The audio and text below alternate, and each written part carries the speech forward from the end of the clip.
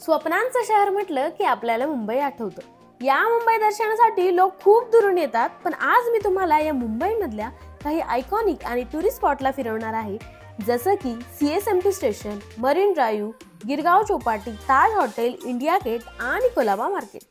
तर hello guys, नमस्कार, मी प्राजक्ता आणि आज मी तुम्हाला फिरवणार आहे मुंबई। त्यामुळे हा व्हिडिओ शेवटपर्यंत बघायचं मात्र विसरू नका।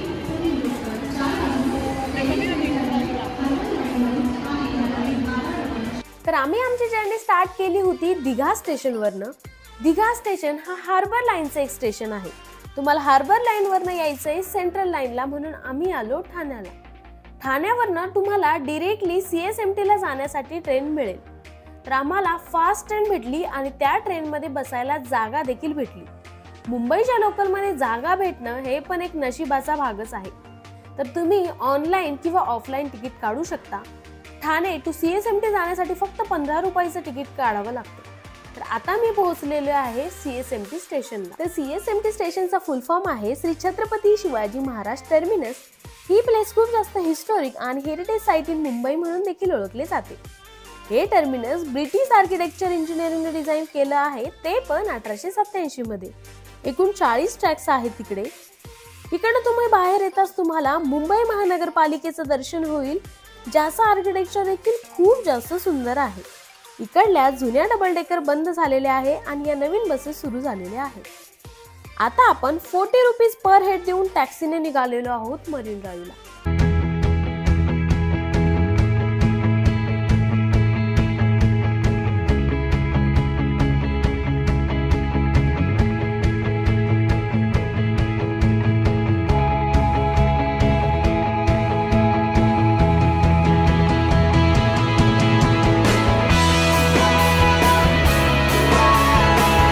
आम्ही संध्याकाळच्या 5 वाजता मरीन ड्राइव्हला पोहोचलो।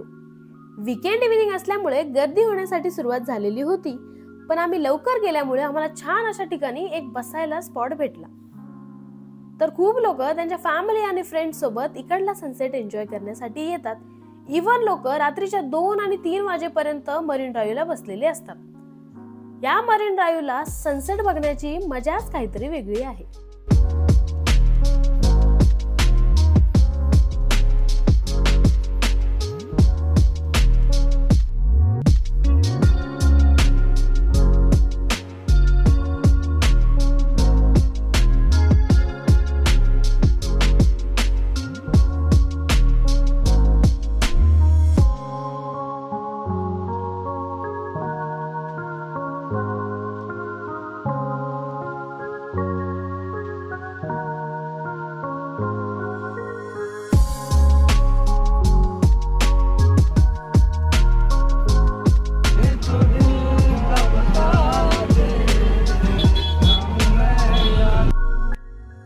संध्याकाळी मरीन ड्राइव्हचा माहोलच काहीतरी वेगळा असतो।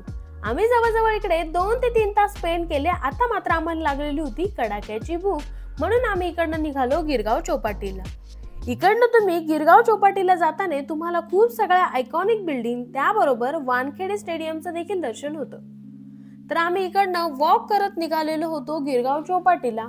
45 मिनिट वॉक केल्यावर आम्ही तिकडे पोहोचलो। गिरगाव चौपाटी हे स्ट्रीट फूड साठी खूप फेमस आहे। इकडे तुम्हाला व्हरायटीज ऑफ फूड स्टॉल बघायला भेटतील, पण मला तर हे सगळं फक्त ओव्हररेटेड वाटलं। इकडल्या जेवणाचे प्राइसेस खूप जास्त हाय आहे आणि टेस्ट सुद्धा नाहीये। आम्ही इकडे ट्राय केलं यांचं पिझ्झा, सँडविच, पावभाजी आणि डोसा, आणि एकाचीही मला टेस्ट आवडली नाही। त्यानंतर आम्ही इकडे गोळा देखील ट्राय केला।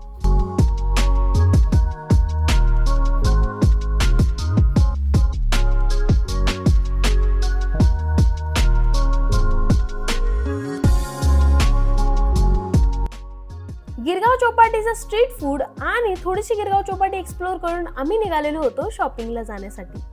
तर इकडनं तुम्ही कोलाबा मार्केटला शॉपिंगला जाऊ शकता। इकडे तुम्हाला ट्रेंडिंग मध्ये असलेलं ज्वेलरी, बॅग, शूज आणि लेडीजच्या शॉपिंगसाठी खूप सगळे ऑप्शन्स भेटतील। इकडल्या प्राइसेस थोड्या हाय आहेत, तुम्हाला सगळ्या गोष्टींसाठी बार्गेनिंग करावी लागते। इकडे तुम्हाला बॅगच्या प्राइसेस सुद्धा 2 ते 3 हजाराच्या वरतीच सांगतात। तर इकडनं थोडीशी शॉपिंग करून आम्ही वॉक करत निघालेलो होतो ताज हॉटेलला जाण्यासाठी। तर ताज हॉटेल हे मुंबईमधलं मोस्ट आयकॉनिक आणि ओल्डेस्ट हॉटेल म्हणून ओळखलं जातं। इकडनं जवळच तुम्हाला गेटवे ऑफ इंडिया देखील बघायला भेटेल. वीकेंड होती त्यामुळे इकडे सुद्धा बरीच गर्दी होती. आम्ही जवळजवळ 10 ते 20 मिनिट स्पेंड केले आणि आता निघालेलो होतो परतीच्या प्रवासासाठी. तर इकडनं परत आम्ही टॅक्सी पकडली आणि आलो CSMT स्टेशनला.